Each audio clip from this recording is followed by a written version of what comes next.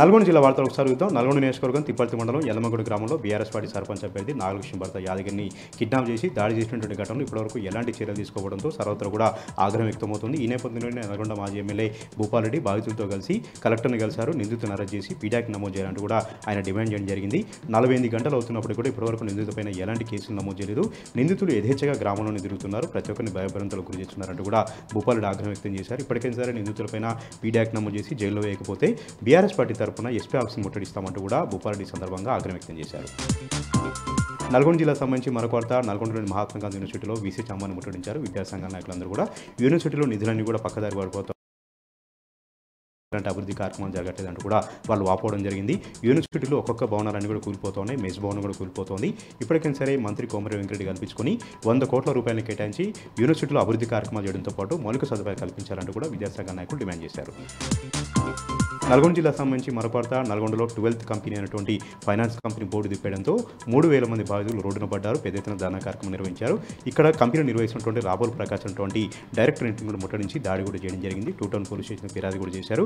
గత కొంతకాలంగా 100కి 10 రూపాయలు వడ్డీ చొప్పున ఆశ చూపి అధికంగా డబ్బులు వసూలు చేశారంటూ కూడా బాధితులు వాపోతున్నారు. ప్లాట్లు రిజిస్ట్రేషన్ చేస్తామని కూడా మోసం చేశారని కూడా వాళ్ళు వాపోతున్నారు. దాదాపు 3000 మంది నుంచి 300 కోట్ల రూపాయల వసూలు చేశారంటూ కూడా వాళ్ళు పెద్ద ఎత్తున కూడా ఆగ్రహం వ్యక్తం చేస్తూ రోడ్డుపైన ధర్నా కూడా చేయడం జరిగింది. గత కొంతకాలంగా వివిధ జిల్లాలో కూడా కంపెనీ ఇదే విధంగా అమాయకుల నుంచి డబ్బులు వసూలు చేసి బోర్డు దింపేసినట్టుగా పోలీసులు చెబుతా ఉన్నారు. ఈ నేపథ్యంలోనే నిర్వాహకులపైన కేసు నమోదు చేసి తమ డబ్బులు తమకు ఇప్పించాలంటూ కూడా బాధితులు బోర్డును పిలిపిస్తున్నారు.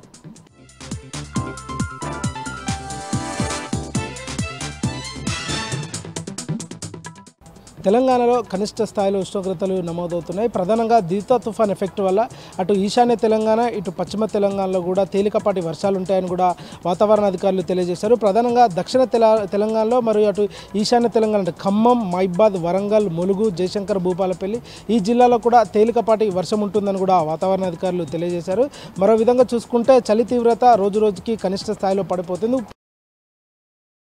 అంటే ఆదిలాబాద్, ఆసిఫాబాద్, కొమరం జిల్లాలో సింగిల్ డిజిట్గా ఉష్ణోగ్రతలు కూడా నమోదవుతున్నాయని కూడా అధికారులు తెలిపారు. ఏదేమైనప్పటికీ కూడా రానున్న 3 రోజుల పాటు కొన్ని ప్రాంతాల్లో చలి తీవ్రత మరింత పెరిగే అవకాశాలు ఉన్నాయని కూడా వాతావరణ అధికారులు హెచ్చరికలు జారీ చేశారు. హైదరాబాద్లో అన్ని ప్రభుత్వ హాస్పిటల్ దగ్గర పేషెంట్ కేర్ అటు శానిటేషన్ సంబంధించి సెక్యూరిటీ గార్డ్స్ కూడా ఇప్పటికే ఉదయం సమయంలో నిరసన తెలియజేశారు. ఏదైతే వాళ్ళకు పెండింగ్ వేతనాలు ఉన్నాయో వెంటనే అవి చెల్లించాలని కూడా వాళ్ళు డిమాండ్ చేస్తున్నారు. అంటే 3 నెలల నుండి కూడా వాళ్ళకు పెండింగ్ జీతాలు ఉన్నాయి, మరియు ఏదైతే సమాన పనికి సమాన వేతనం అన్నట్టు కూడా ఇప్పటికే వాళ్ళు తెలియజేశారు. 3 నెలల నుండి కూడా పెండింగ్ వేతనాలు వెంటనే రిలీజ్ చేయాలి. మరో విధంగా చూసుకుంటే ఉదయం ఫీవర్ హాస్పిటల్లో మరియు అటు కింగ్కోటి హాస్పిటల్లో కూడా శానిటేషన్ సంబంధించిన సిబ్బంది అంతా కూడా నిరసన వ్యక్తం చేశారు. 5వ తారీఖు లోపు జీతాలు పడకపోతే, నెలసరి జీతాలు పడకపోతే ఇది రాష్ట్ర వ్యాప్తంగా తీవ్రంగా నిరసనలు అటు ధర్నాలు చేస్తామంటూ కూడా వాళ్ళు తెలియజేశారు. రానున్న ఏదైతే డిసెంబర్ 5వ తారీఖు తర్వాత కూడా ప్రతి ఒక్కరికి కూడా నెలసరి వేతనాలు ఇవ్వాలి, ఈఎస్ఐ, పిఎఫ్ కూడా కట్ చేయాలంటూ కూడా వాళ్ళు ఇప్పటికే డిమాండ్ చేశారు.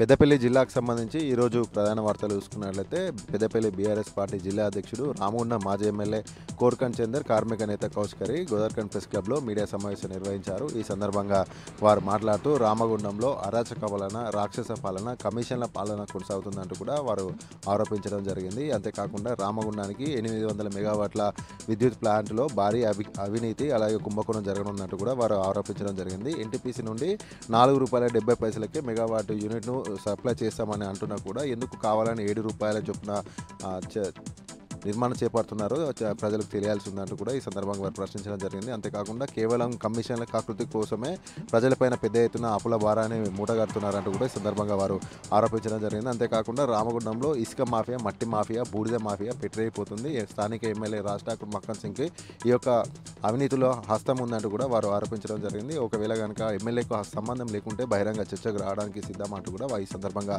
వారు సవాల్ విసరడం జరిగింది. మరొక ప్రధాన వార్త చూసుకున్నట్లయితే రామగుండ ఎన్టీపీసీ పర్మనెంట్ టౌన్షిప్లో హరిహర అయ్యప్ప స్వామి దేవాలయంలో మహా పడిపూజ నిర్వహించారు. ఈ యొక్క కార్యక్రమానికి రాంపల్లి వామన శర్వ ఆధ్వర్యంలో ఈ యొక్క మహా పడిపూజ కార్యక్రమాన్ని అయితే నిర్వహించడం జరిగింది. స్వామికి అత్యంత ప్రీతిపాత్రమైనటువంటి అనేక విశేష పూజ అలంకరణతో పాటు విశేష పూజలు నిర్వహించడం జరిగింది. ఈ యొక్క మహా పడిపూజలో స్థానికంగా ఉన్నటువంటి అయ్యప్ప స్వాములతో పాటుగా మహిళలు, భక్తులు పెద్ద ఎత్తున కూడా పాల్గొనడం జరిగింది.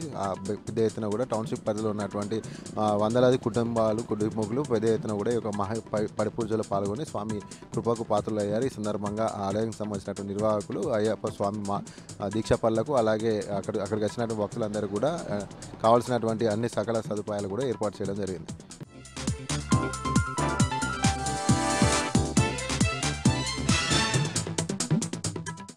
హైదరాబాద్ ప్రధాన వార్తలు చూసుకున్నట్లయితే మేడ్చల్ జిల్లా బాచ్పల్లి పోలీస్ స్టేషన్లో దారుణం చోటు చేసుకుంది. బాధిత కుటుంబ సభ్యులు చెప్పిన వివరాల ప్రకారం ఓ ప్రైవేటు కళాశాలలో ఇంటర్ ద్వితీయ సంవత్సరం చదువుతున్నటువంటి మంజునాథ్, అతనితో పాటుగా ఒక అమ్మాయి ప్రేమ వ్యవహారం వల్లనే మృతి చెందాడని చెప్పేసి కూడా వాళ్ళ కుటుంబ సభ్యులు చెప్తున్నారు. గత కొంతకాలంగా ఇద్దరి మధ్య ప్రేమ వ్యవహారం ఉన్నప్పటికీ అమ్మాయికి సంబంధించిన కుటుంబ సభ్యులు మంజునాథ్ కుటుంబం దగ్గరకు వచ్చేసి నోటికొచ్చిన దుష్ప్రలాటలతో పాటుగా వచ్చేసి ఇంటిపైన దౌర్జన్యం చేసిరు. దానికి మానసిక వేదనతోనే మంజునాథ్ చనిపోయాడని కూడా స్థానిక కుటుంబ సభ్యులు బాచ్పల్లి పోలీస్ స్టేషన్లో ఫిర్యాదు చేశారు. ఫిర్యాదు ప్రకారము కేసు నమోదు చేసి కూడా దర్యాప్తు చేసి అసలు గొడవకు మధ్య కారణాలనే విషయం తెలుసుకునే ప్రయత్నం చేస్తున్నారు బాచ్పల్లి పోలీసులు. మరొక వార్త చూసుకున్నట్లయితే హైదరాబాద్ కూకట్పల్లిలో వైన్ షాప్ల యొక్క గొడవ అనేది రోజు రోజుకు పెద్దదవుతుంది. కాంగ్రెస్ పార్టీకి సంబంధించినటువంటి వ్యక్తులకు వైన్ షాప్లు వచ్చినైతే ఒక రీతిగా, దానితో పాటుగా వేరే పార్టీలు బీఆర్ఎస్ కావచ్చు ఇతర పార్టీలకు వచ్చిన వ్యక్తులకు వచ్చినట్లయితే వాళ్ళని ఇబ్బంది పెట్టడమే కూడా కాంగ్రెస్ పార్టీకి సంబంధించిన నేతలు గురి చేస్తున్నారు. ముఖ్యంగా చూసుకున్నట్లయితే భాగ్యనగర్ కాలనీలో 10-11 అనే వైన్ షాప్ అనేది నిన్నటి నుంచి కూడా ప్రారంభమైంది. అదే ప్లేస్లో గత 10 సంవత్సరాలుగా వైన్ షాప్ ఉన్నప్పటికీ దానికి సంబంధించినటువంటి స్థానిక నాయకులు ఎలాంటి ఫిర్యాదులు చేయలేదు. బీఆర్ఎస్ పార్టీకి సంబంధించిన ఒక నేతకు సంబంధించిన టెండర్ రావడంతో దానిపైన ఫిర్యాదులు చేసి జీహెచ్ఎంసీ వాళ్ళతో సీజ్ చెప్పేదని కూడా స్థానికంగా ఉన్న ప్రజలు ఆగ్రహం వ్యక్తం చేస్తున్నారు. అంటే కాంగ్రెస్ పార్టీలో ఉన్న వారికి ఒక న్యాయం, ఇతర పార్టీల వాళ్లకు మరొక న్యాయమా? ఇదేనా టెండర్ కట్టి టెండర్లో వచ్చిన వైన్ షాప్ని కూడా ఒక సీజ్ చేయడం ఎలా అని కూడా స్థానిక ప్రజలు ప్రశ్నించిన పరిస్థితులు కనబడుతున్నాయి.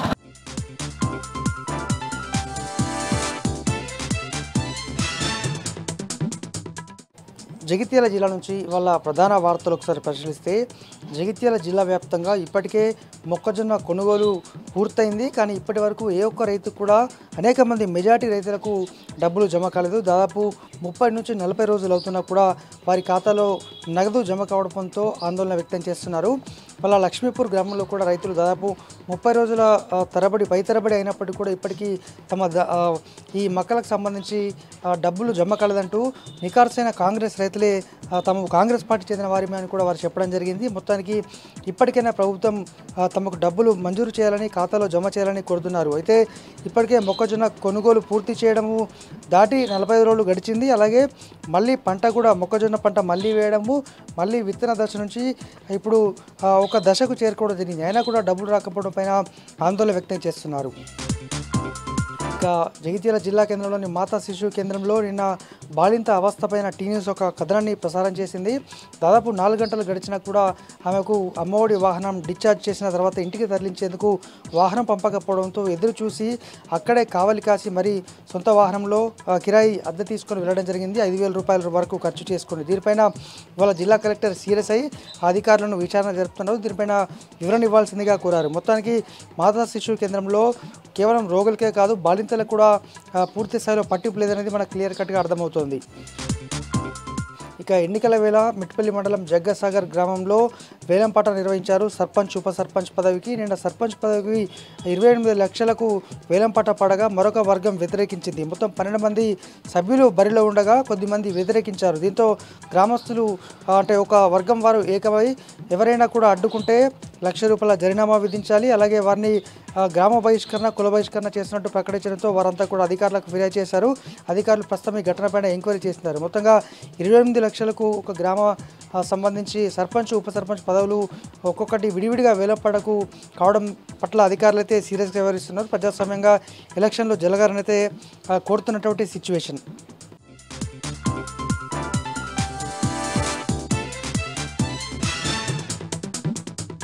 ఉమ్మడి కరీంనగర్ జిల్లా వార్తల విషయానికి వస్తే ఇటు రాజన్న సిరిసిల్ల జిల్లాలో ఒక వింత సంఘటన జరిగిందని చెప్పాలి.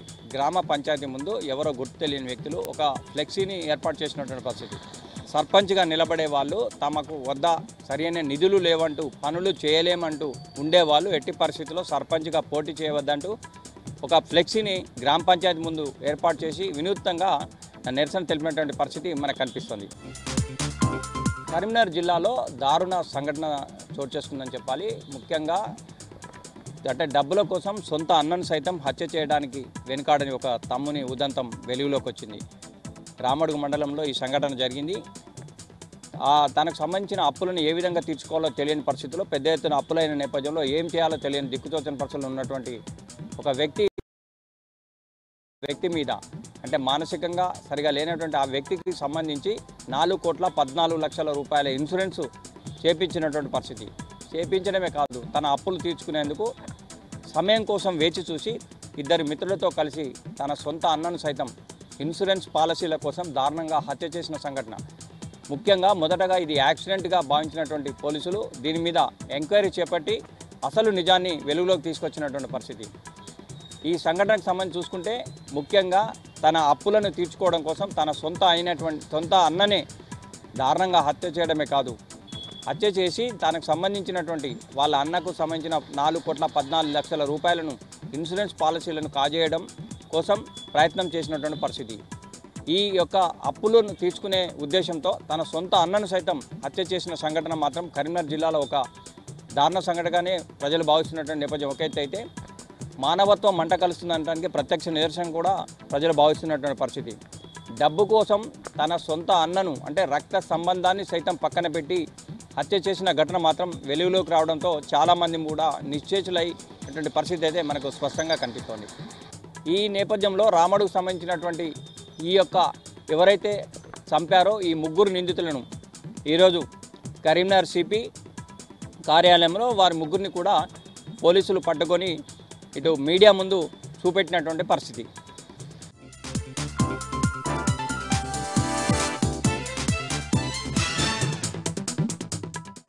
మహబూబ్ నగర్ జిల్లా మూసాపేట వద్ద హైదరాబాద్ బెంగళూరు జాతీయ రహదారిపై అర్ధరాత్రి రోడ్డు ప్రమాదం జరిగింది.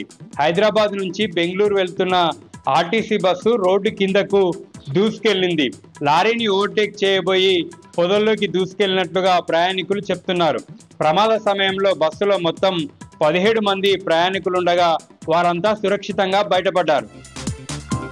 జోగులాంబ గద్వాల జిల్లా కేంద్రంలోని భీమ్నగర్ కాలనీ ఎస్టీ హాస్టల్లో ఫుడ్ పాయిజన్ అయింది. ఉదయం బ్రేక్ఫాస్ట్ చేసిన విద్యార్థులు అస్వస్థతకు గురయ్యారు. వాంతులు, కళ్ళు తిరిగి పడిపోవడంతో చికిత్స నిమిత్తం గద్వాల ప్రభుత్వ ఆసుపత్రికి తరలించారు. విద్యార్థులందరినీ చికిత్స అనంతరం తిరిగి హాస్టల్కి పంపించారు. ఉదయం తిన్నటువంటి ఉప్మాలో పురుగులు రావడం వల్లే ఫుడ్ పాయిజన్ అయిందని విద్యార్థులు చెప్తున్నారు. తరచూ జిల్లాలో ఫుడ్ పాయిజన్ ఘటనలు జరుగుతున్నప్పటికీ విద్యార్థులకు నాణ్యమైన ఆహారం అందించడంలో ప్రభుత్వ యంత్రాంగం విఫలమైందని విద్యార్థుల తల్లిదండ్రులు మండిపడుతున్నారు.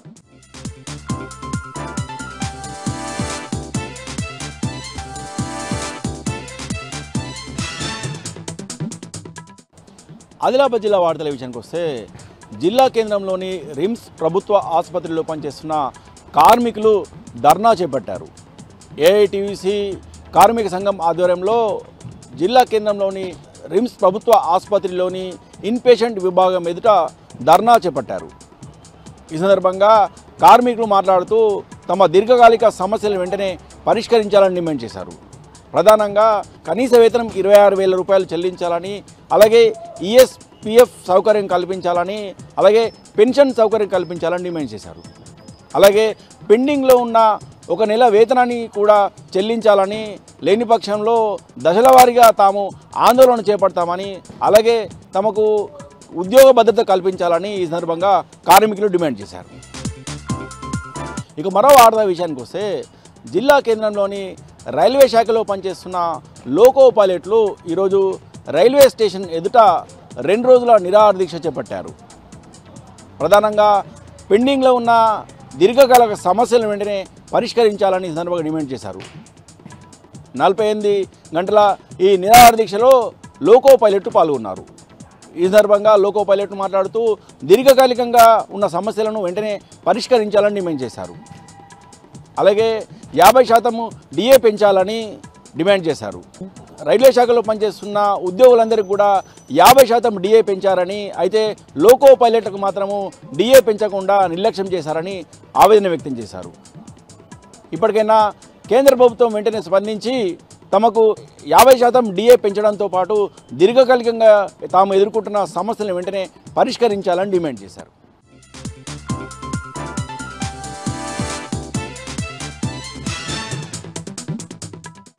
ఇక ఈరోజు నాగర్ కర్నూలు జిల్లా ప్రధాన వార్తలు చూసినట్టయితే ఒకవైపు గ్రామ పంచాయతీ ఎన్నికలు సమీపిస్తుండటంతో మరోవైపు చారగొండ మండలం ఎర్రవల్లి తండాకు సంబంధించినటువంటి ప్రజలైతే మూకుమ్మడిగా తీర్మానం చేసి గ్రామ పంచాయతీ ఎన్నికలను బహిష్కరిస్తామని చెప్పేసి వాళ్ళు ఈ రోజు రిలే దీక్షలు కూడా ప్రారంభించినటువంటి పరిస్థితి కనిపించింది. డిండి లిఫ్టిగేషన్ లో భాగంగా ఎర్రవల్లి గోకారానికి సంబంధించినటువంటి రిజర్వాయర్ నిర్మాణం చేపడతామని చెప్పి ఇప్పటికే ప్రభుత్వాలు చెప్పడంతో ఈ నిర్మాణంతో పూర్తి స్థాయిలో ఎర్రవల్లి తండా ముంపుకు గురవుతుందని చెప్పేసి దీనికి సంబంధించి R&R ప్యాకేజ్ కూడా పూర్తి స్థాయిలో దాన్ని ప్రకటించడంతో ఆ గ్రామస్తులంతా కూడా ఆగ్రహం వ్యక్తం చేస్తున్నటువంటి పరిస్థితి కనిపించింది.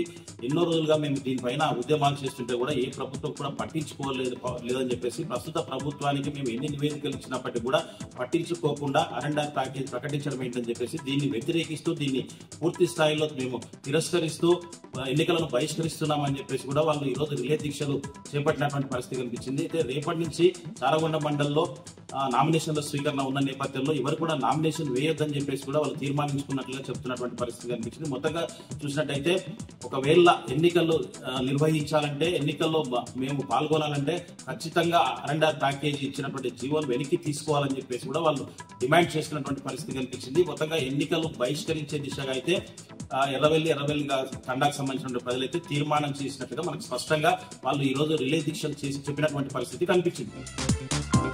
మరొక వార్త చూసినట్టయితే గ్రామ పంచాయతీ ఎన్నికలు సమీపిస్తున్న వేళ కాంగ్రెస్ పార్టీలకు సంబంధించినటువంటి బీజేపీ పార్టీలకు సంబంధించిన నాయకులు కార్యకర్తలు పెద్ద మొత్తంలో బీఆర్ఎస్ నేతల సమక్షంలో బీఆర్ఎస్ పార్టీలో చేరుతున్నటువంటి పరిస్థితి కనిపించింది.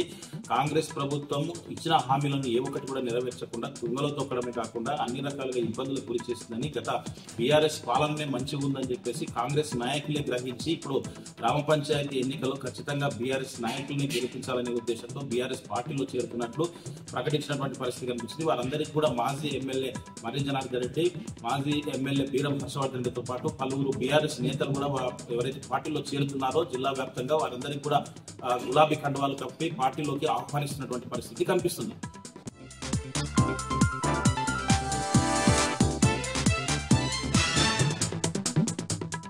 భద్రాద్రి కొత్తగూడెం జిల్లా కొత్తగూడెంలో పర్యటించినటువంటి ముఖ్యమంత్రి రేవంత్ రెడ్డి సభకు చేదు అనుభవం ఎదురైంది. ప్రజల నుంచి స్పందన కరువైంది. ముఖ్యమంత్రి షెడ్యూల్ ప్రకారం 2 గంటలకు 2.5 గంటల మధ్య వస్తారని తెలిసినటువంటి అధికారులు 11-12 గంటల మధ్యనే ప్రజలను స్థానిక డ్వాక్రా మహిళలను సభా ప్రాంగణానికి తరలించారు. దీంతో ముఖ్యమంత్రి రాక ఆలస్యం కావడంతో పాటు సభా ప్రాంగణంలో కనీస వసతులు లేకపోవడంతో మహిళలు ఆగ్రహించి బయటకు వెళ్ళిపోవడం కనిపించింది. 2.5 గంటల నుంచి 3 గంటల మధ్య ప్రాంతంలో బయటకు వెళ్తున్నటువంటి మహిళలు అధికారులతో పాటు స్థానిక ప్రజాప్రతినిధుల మీద ఆగ్రహం వ్యక్తం చేశారు. ప్రజాపాలన ముఖ్యమంత్రి రాక అంటూ తమను తీసుకొచ్చారని, కనీసం భోజనం లేదు, వసతులు ఏమీ కల్పించలేదు, అడిగితే మంచులు ఇచ్చేటువంటి దిక్కు కూడా లేదంటూ ఆగ్రహం వ్యక్తం చేస్తూ సభా ప్రాంగణం నుంచి వెళ్ళిపోవడం గమనించింది. ముఖ్యమంత్రి వచ్చే సమయానికి ఖాళీ కుర్చీలు దర్శనం ఇవ్వకుండా ఉండాలని భావించినటువంటి అధికారులు స్థానిక ప్రజాప్రతినిధులు పెద్ద ఎత్తున స్కూల్ విద్యార్థులను తీసుకొచ్చి ముఖ్యమంత్రి వేదికకు ఎదురుగా ఉండేటువంటి గ్యాలరీలను నింపారు.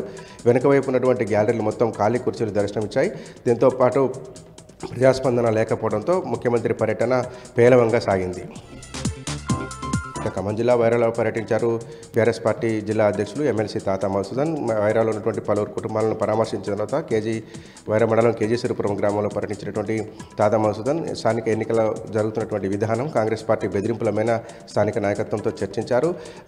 కాంగ్రెస్ పార్టీ బెదిరిస్తుందని, విత్డ్రా చేసుకోవాలని, లేదంటే పార్టీ మారాలని భయపెడుతున్నారని, ప్రలోభాలకు గురి చేస్తున్నారంటూ పలువురు బీఆర్ఎస్ నేతలు ఎమ్మెల్సీ తాతా మధుసూదన్ దృష్టికి తీసుకొచ్చారు. దీంతో ఆగ్రహం వ్యక్తం చేసినటువంటి ఎమ్మెల్సీ తాతా మధుసూదన్ స్థానిక సంస్థల ఎన్నికలు పార్టీలకు రహితంగా జరగాలని, కానీ కాంగ్రెస్ ప్రభుత్వంతో బీఆర్ఎస్ పార్టీ నాయకులను బెదిరిస్తుందని, ఇది మంచి పద్ధతి కాదని, ఇది ప్రజాస్వామ్య స్ఫూర్తికి విరుద్ధంగా ఉందంటూ మండిపడ్డారు. అనేక చోట్ల కాంగ్రెస్ పార్టీ గెలవలేనటువంటి స్థితిలో ఉన్న చోట బీఆర్ఎస్ పార్టీ నాయకులను బలవంతంగా పార్టీ మార్పిడికి ప్రోత్సహిస్తుందని, ముఖ్యమంత్రి 3-4 సార్లు జిల్లాలో పర్యటించినప్పటికీ ఆయన పర్యటనలకు అయినటువంటి ఖర్చు కూడా జిల్లా ప్రజలకు నిధుల రూపంలో రాలేదని మండిపడ్డారు. బీసీలకు 42% రిజర్వేషన్ ఇస్తున్నట్టుగా కాంగ్రెస్ ప్రభుత్వం శ్వేతపత్రం విడుదల చేస్తే తన ఎమ్మెల్సీ పదవికి రాజీనామా చేస్తానని మరోసారి ప్రకటించారు. దీంతోపాటు స్థానిక సంస్థల ఎన్నికల్లో కాంగ్రెస్ చేస్తున్నటువంటి ప్రలోభాలు, బెదిరింపుల పట్ల ఆయన ఆగ్రహం వ్యక్తం చేశారు.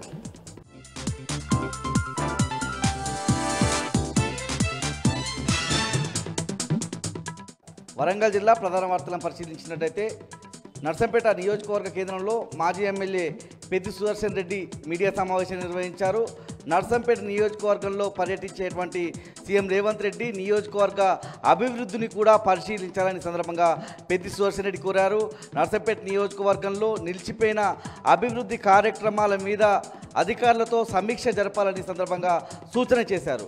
మోంతా తుఫాను కారణంగా నర్సంపేట నియోజకవర్గంలోని అనేక మంది రైతులు నష్టపోయారని, ఆ రైతులను ఆదుకోవాలని డిమాండ్ చేశారు. ముఖ్యంగా సీఎం రేవంత్ రెడ్డి పర్యటన నేపథ్యంలో నష్టపోయిన నర్సంపేట నియోజకవర్గ ప్రజలకు అండగా ఉండే విధంగా, ప్రజలకు న్యాయం చేసే విధంగా తన ఆలోచన విధానం, తన హామీలు ఉండాలని సందర్భంగా పెద్ది సుదర్శన్ రెడ్డి సూచించారు. హన్మకొండ జిల్లా ప్రధాన వార్తలను పరిశీలించినట్టయితే దీక్షా దివస్ కార్యక్రమంలో భాగంగా 4వ రోజు హన్మకొండ జిల్లా బీఆర్ఎస్ పార్టీ కార్యాలయంలో తెలంగాణ ఉద్యమంలో న్యాయవాదుల పాత్ర అంశం మీద న్యాయవాదులతో ఆత్మీయ సమావేశం ఏర్పాటు చేశారు. ఈ కార్యక్రమంలో మాజీ ఎంపీ వినోద్ కుమార్, ప్రభుత్వ మాజీ చీఫ్ విప్ దాస్యం వినయ్ భాస్కర్ పాల్గొన్నారు. తెలంగాణ ఉద్యమంలో న్యాయవాదుల పాత్ర, కేసీఆర్ అనే విషయంలో అందరూ కూడా తమ జ్ఞాపకాలను గుర్తు చేస్తున్నారు. మహబూబాబాద్ జిల్లా ప్రధాన వార్తలను పరిశీలించినట్టయితే పాలకుర్తి నియోజకవర్గంలో ఎప్పటికప్పుడు కాంగ్రెస్ నాయకులంతా కూడా ఆ పార్టీని వీడుతున్నారు. ప్రధానంగా గ్రామ పంచాయతీ ఎన్నికల క్రమంలో భారీగా ఆ పార్టీకి ఎదురు దెబ్బలైతే కొనసాగుతున్నాయి. ఇవాళ కూడా తురూరు మండలం మాటేడు గ్రామంలో 100 మంది కాంగ్రెస్ పార్టీకి రాజీనామా చేసి మాజీ మంత్రి ఎర్రబెల్లి దయాకర్ రావు సమక్షంలో బీఆర్ఎస్ పార్టీలో చేరారు. పార్టీలో చేరిన వారికి మాజీ మంత్రి ఎర్రబెల్లి దయాకర్ రావు గులాబీ కండువా కప్పి పార్టీలోకి ఆహ్వానించారు.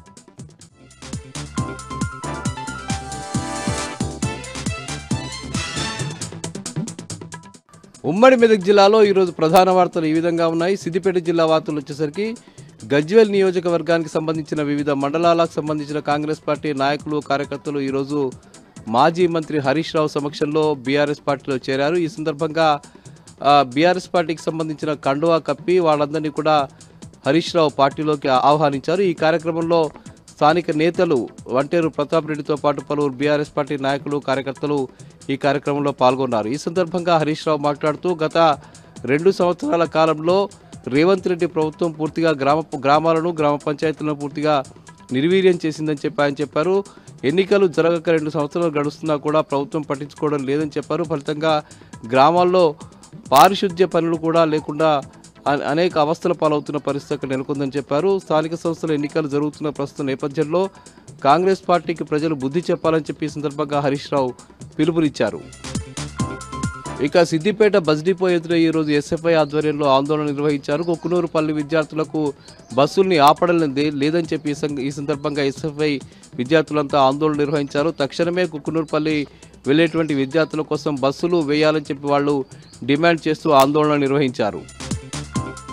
ఇక రామాయంపేటలో ఈరోజు వివిధ పార్టీలకు సంబంధించిన వాళ్ళు, కాంగ్రెస్, బీజేపీ పార్టీకి సంబంధించిన నాయకులు, కార్యకర్తలు బీఆర్ఎస్ పార్టీలో చేరారు. మాజీ ఎమ్మెల్యే బీఆర్ఎస్ పార్టీ మెదక్ జిల్లా అధ్యక్షురాలు పద్మా దేవేందర్ రెడ్డి సమక్షంలో ఈరోజు బీఆర్ఎస్ పార్టీ తీర్థం పుచ్చుకున్నారు.